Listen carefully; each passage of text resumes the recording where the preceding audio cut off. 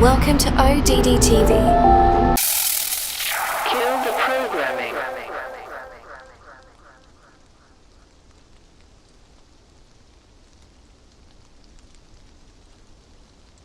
The Earth is officially classified as an oblate spheroid, meaning that it's bulging at the equator and it's flattened out at the poles.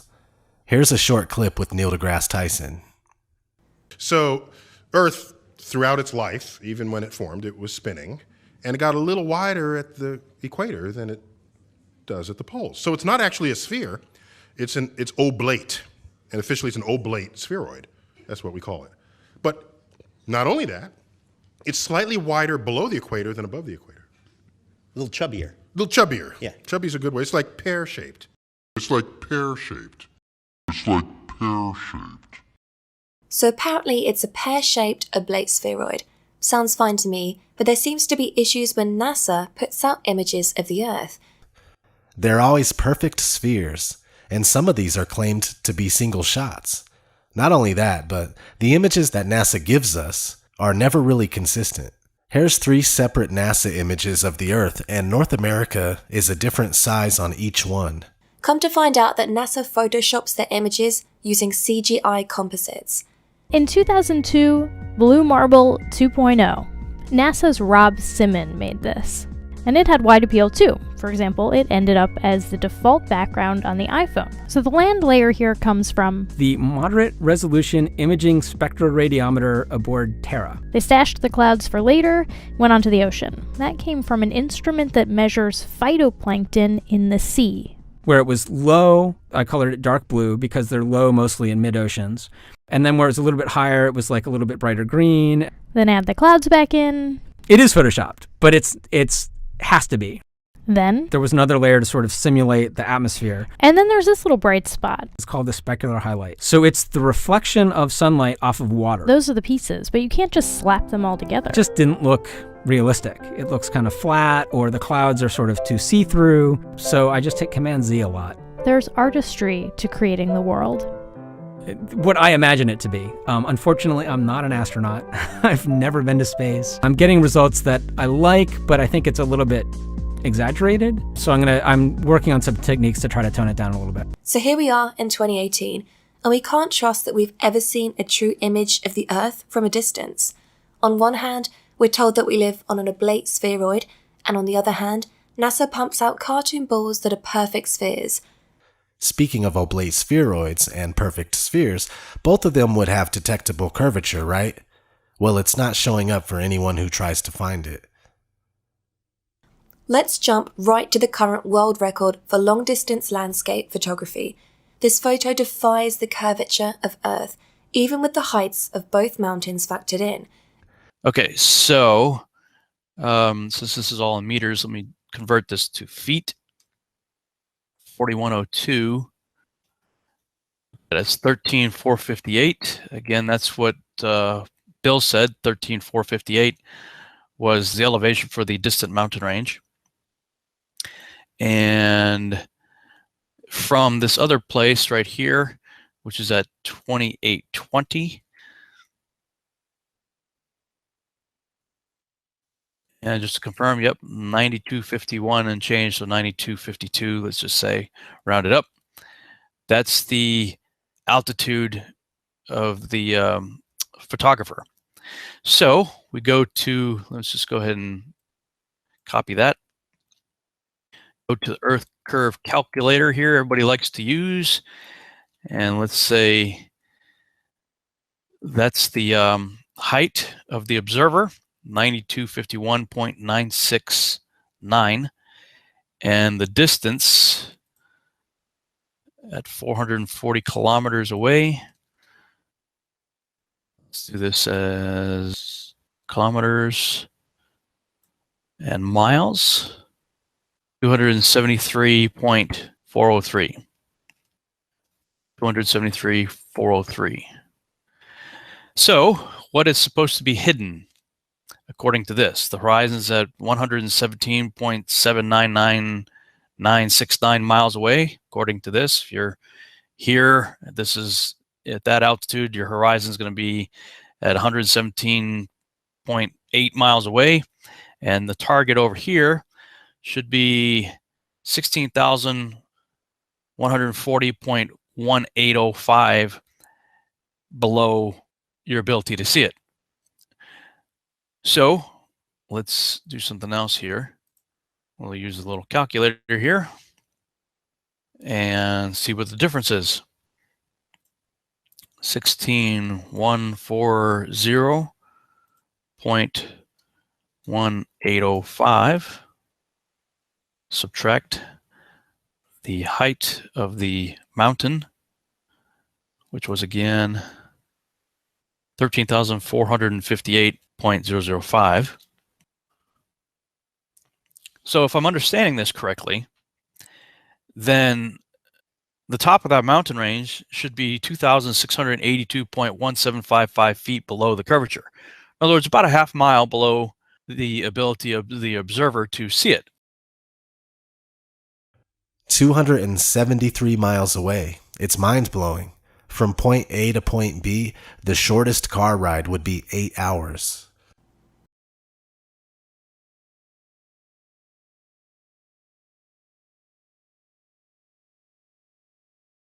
Here is a picture of the Bolivian salt flats. This is over 4,000 square miles and is called the world's biggest mirror. This place is so flat that it defies the curvature of the Earth. There are many instances of people documenting the non-existence of curvature. These are just a couple of my favourites. Another way we know that curvature doesn't exist is because of amateur balloons. This one reached a height of 121,000 feet, and you'll notice that the horizon is at eye level. This is inconsistent with a sphere, as you would have to look down to see the horizon as you ascended.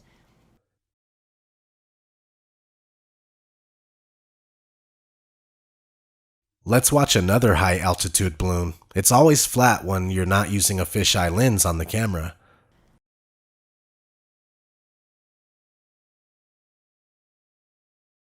Cameras with fisheye lenses force a curve onto the image. This is why we saw curvature in the Felix Baumgartner Red Bull jump. It's a fisheye lens, because a normal lens would have shown a flat horizontal horizon like we saw in the video at 121,000 feet. See, Felix Baumgartner's jump was from 128,000 feet, so that's only a 7,000 foot difference. There wouldn't be that drastic of a curve change from no curve to a bunch of curve. See, and a fisheye just makes everything look round, so behind Felix Baumgartner, it's nothing but New Mexico. And I'm pretty sure half the Earth, or, 75% of the Earth isn't covered by New Mexico. So a popular belief that is constantly used as proof for the globe is boats disappearing behind the horizon. But this is actually just an optical illusion. Humans can only see so far. But with super zoom cameras like the Nikon P900, or even just a telescope or some binoculars, you can bring back ships and boats that have appeared to go over the supposed curve of the Earth.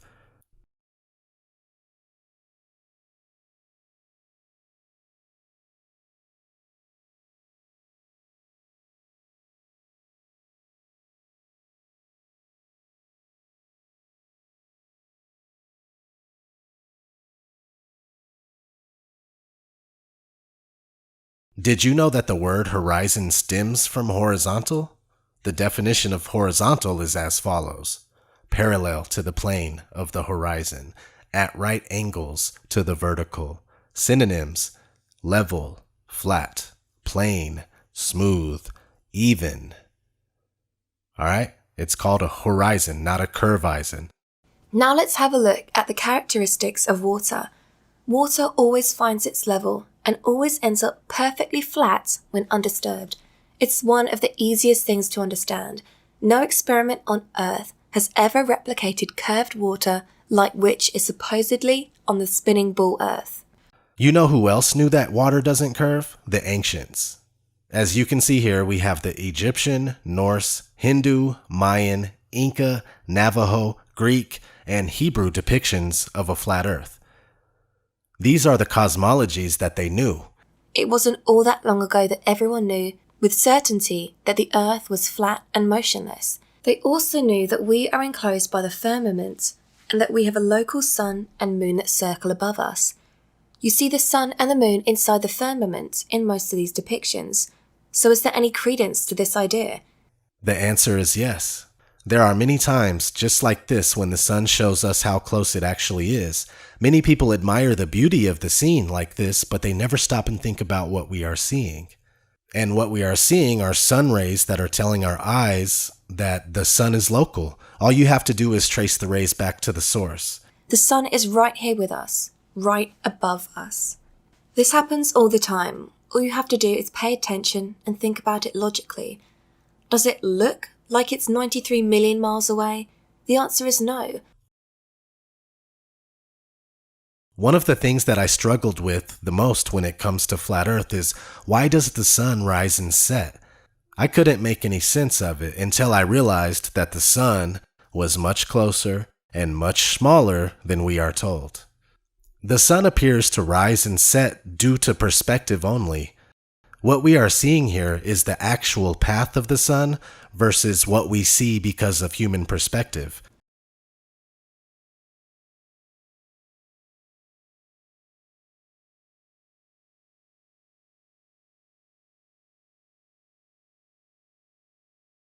It seems as if it's rising and setting, but it's just coming and going.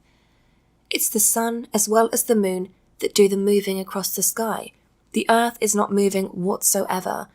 Also, you see here that the sun does, in fact, shrink as it gets further away, but only if the atmospheric conditions are right. When it's really humid, the sun gets magnified. When it's dry out, you pretty much see the sun for its true size as it comes and goes.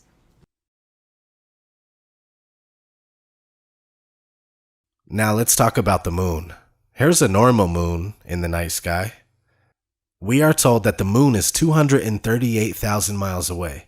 The funny thing is that the Tycho crater, which is said to only be 53 miles in radius, is perfectly visible to us from Earth at this distance. So I tried to figure out a way to test if we would be able to see the Tycho crater from a distance of 238,000 miles away. I went to Google Earth, and I made a 53-mile radius in Texas, as you can see here. And you can also do this yourself. Then I zoomed out as far as I could, and unfortunately it only goes to 39,000 miles away, but it still makes the point in my opinion. You can barely see the 53-mile radius from 39,000 miles away. If I were to go another 200,000 miles out, we surely would not be able to see the red circle anymore. Of course, Google Earth is complete nonsense. Let's watch a quick clip in reference to Google Earth.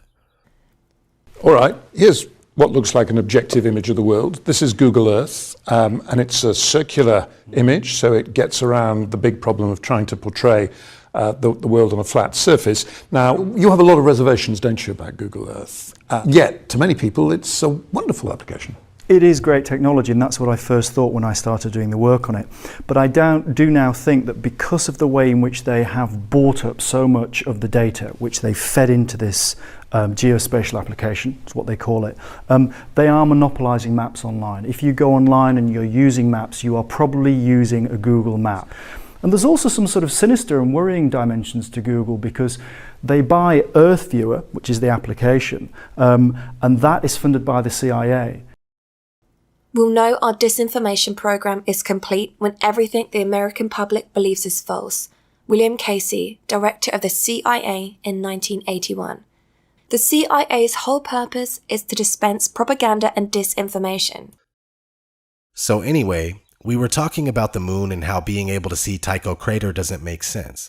Now let's look at an image of the moon during the day. Now just think about this. Why would we ever see the moon during the day? I mean, if it's 238,000 miles deep into the darkness of outer space, how does it show up in our blue sky? The answer again is because it's local, just like the sun, just like the ancients depicted in their models, and just like many flat earthers propose today.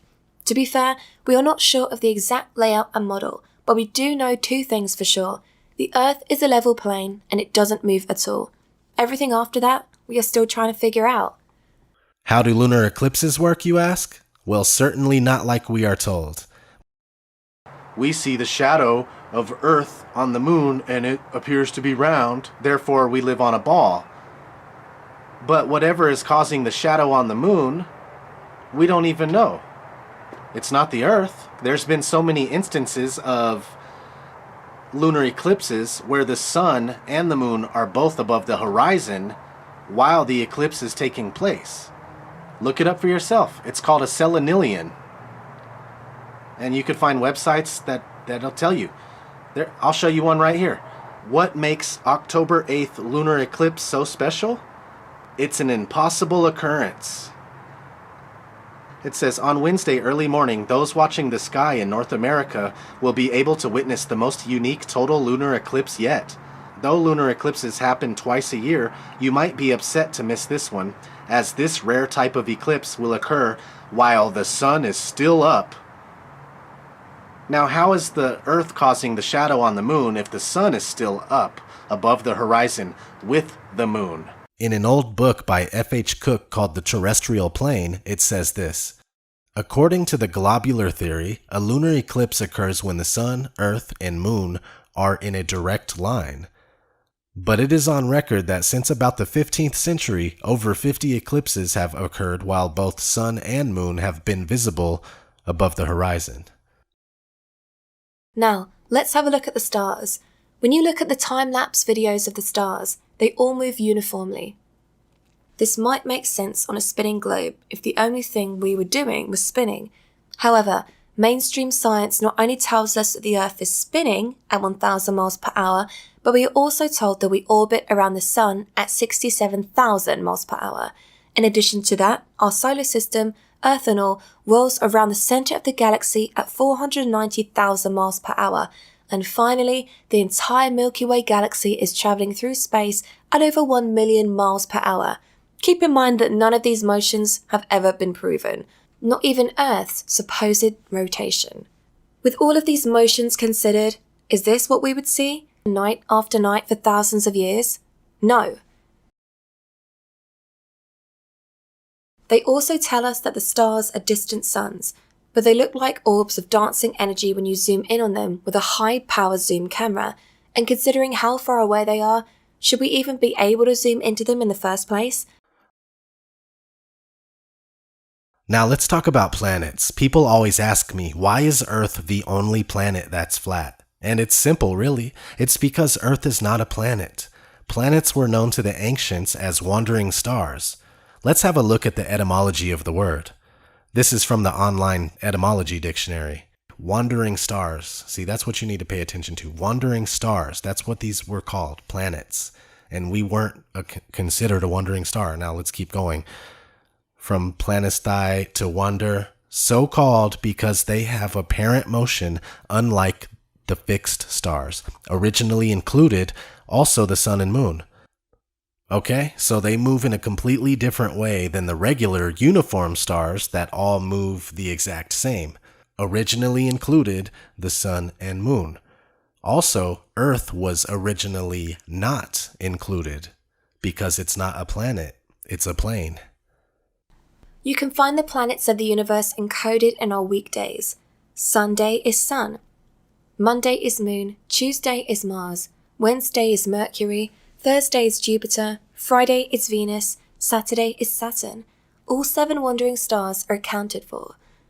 You're probably wondering about Uranus, Neptune, and Pluto. Well, as you may know, Pluto was demoted from planet status in 2006, and there is much debate online as to whether Uranus and Neptune should even be considered. If not, then we are back at 6 planets, but that's including the Earth. Take away the Earth because it's not a planet and add the Sun and Moon back in, and we're back at the original 7 planets. Now let's have a look at what we are told the solar system looks like. Central Sun, hence heliocentric, and the planets all going around it. Now, just like pictures of the Earth, you can't find any real pictures of the so-called solar system. Here's what you get when you do a search for real pictures of the solar system. A bunch of cartoons. The argument is that we just can't go out far enough and take pictures of the solar system, bro. It's not that simple. Well, I beg to differ. NASA claims to have the Hubble telescope taking real pictures of distant galaxies. Here's one right here. Look up spiral galaxy pair NGC 4302 and NGC 4298, but they tell us that the Hubble is only 350 miles away, so maybe we can't get pictures of our solar system with Hubble. Well, what about the Discover satellite with the Epic camera? They claim that it took this shot of Earth from 1 million miles away. If that's the case, can't they just zoom back a little bit and snap the solar system? Again, the fact is that everything we get from NASA is CGI. Start looking at it and examining it. You'll notice. Is the Earth a planet? The answer is no. It's never been proven. Just programmed into us. We have to stop looking up at the lights in the sky for answers because we are not one of those lights. The Earth is special and so are you.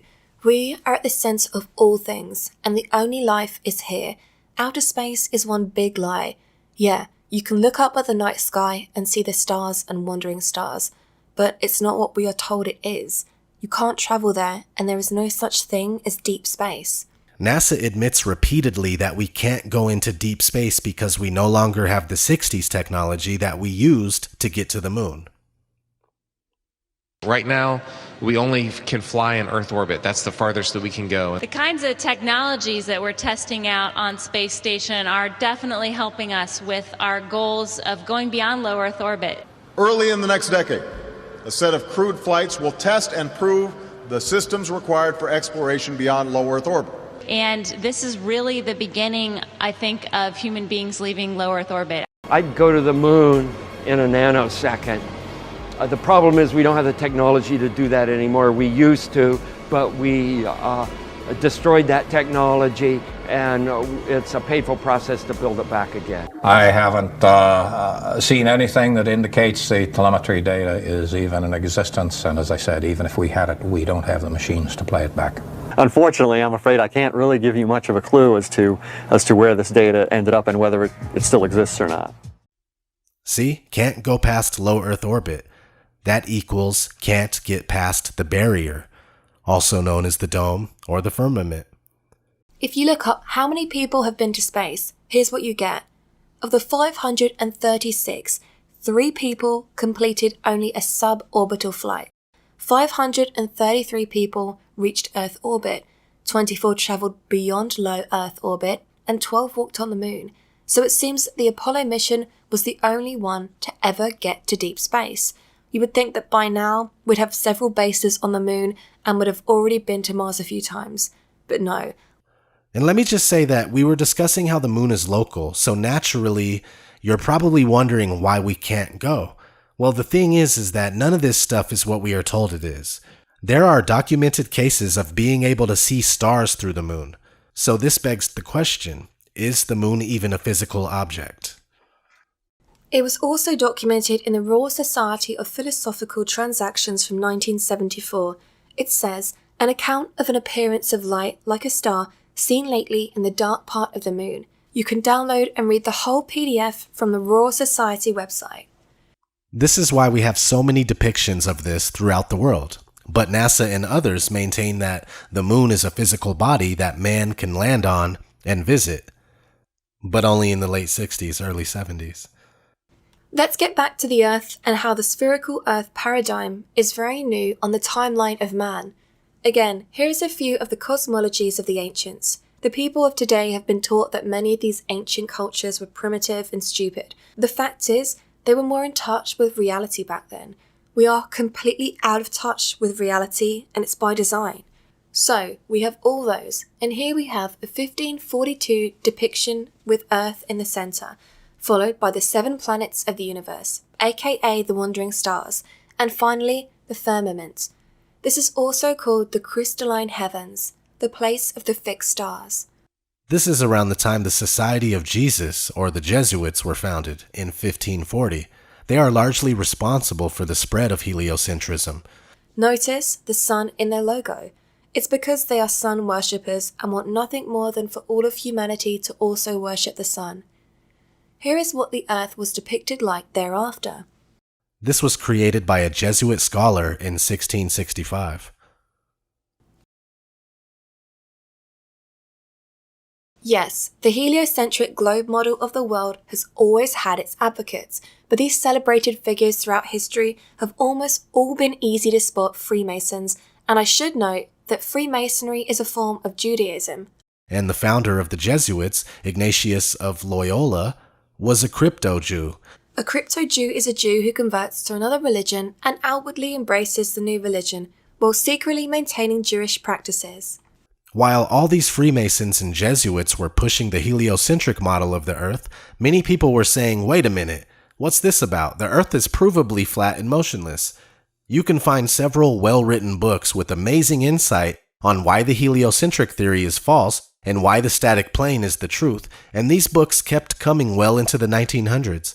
We have Zetetic Astronomy from 1865, Is the Bible from Heaven? Is the Earth a Globe? from 1890, and that one was written by the guy who made the now famous Gleason's map, which is a flat Earth map. We have Zetetic Cosmogony from 1899, Terra Firma, Earth Not a Planet from 1901, and so on. If you go to the website archive.org, you can find all of these and many more to download for free. Here's a flat Earth map in Samuel Rowbotham's book Zetetic Astronomy. Here's Alexander Gleason's flat Earth map, one of the most popular to this day. Here's one from a flat Earth advocate named William Carpenter. You see that they all look very similar as far as layout of the land. We have the known countries and continents in the middle, surrounded by Antarctica, which is not a continent but a perimeter of ice. Now, we don't know for sure if this map is accurate, but I personally believe there is something to all of this. If you research Operation High Jump and Operation Deep Freeze, you'll see that a lot was going on in Antarctica during the 1940s and 50s. Admiral Richard E. Byrd was leading numerous expeditions there. Conveniently enough, in 1959, the Antarctic Treaty was established, just 1 year after NASA was created. And the treaty puts Antarctica off limits to normal people. You can only go if you and your reasons are approved by the proper authorities. Another way you may be able to go is on a guided tour. Why is it that the countries of the world are constantly at war with each other, but they will all adhere to the Antarctic Treaty without any issues? Well, that's because all the world is a stage. The said poles of the Earth, whether south or north, are surrounded by strangeness. While the Antarctic is out of bounds for the public, the North Pole is said to not have any land, just a floating ice sheet that expands and contracts from season to season. What's interesting is that the North Pole was often depicted with land in maps prior to the mid-1600s. I've found several maps with land at the North Pole, including the Mercator North Pole projection. Again, all of these maps are from before the mid-1600s, when all of the sudden, maps that no longer contained the Arctic land were being pumped out. I personally believe that there is still land at the North Pole. Why would they lie about all of this? Well, when you sit down and you really think about it, it's simple. The Big Bang, evolution, spinning ball Earth, chaotically darting through infinite space where eventually our sun will die out, creates the ultimate mind control. This set of beliefs leads to a mentality that nothing matters and everything, including you, are nothing more than an accident. This is far from the truth. You are very powerful, and the ruling class is scared of your potential. This is why people are required to take vaccines and suckered into taking flu shots. This is why they spray chemicals above our heads all day, every day. Chemtrails have several purposes, and some include slow kill of not only the populations, but the soil too, so we can't grow food in the future. All the food will have to come from corporations with employees that have to wear hazmat suits while applying the chemicals that you're going to eat. Nestle wants to own water. All of it. The CEO of Nestle called the idea that water is a human right extreme. And global warming? It's a fallacy. It's a trick put into place to make you think that the polar ice caps are melting and it's your fault. We are completely enslaved, programmed and brainwashed by the educational system and the mainstream media. constantly kept in fear and in debt, so you can never really stop and think about all of this. It's absolutely appalling, all the things they're doing to us. Research legal name fraud and Crown copyright for proof that birth certificates are merely receipts and that we are unknowingly giving ourselves over to the rulers.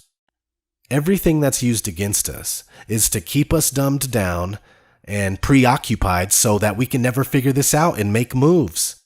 It's time to wake up. Another reason for lying about the shape of the earth and making it into a ball is because when you turn it into a ball, you can cut off any land you want and keep it hidden. For example, we will take this map, we will cut out a piece,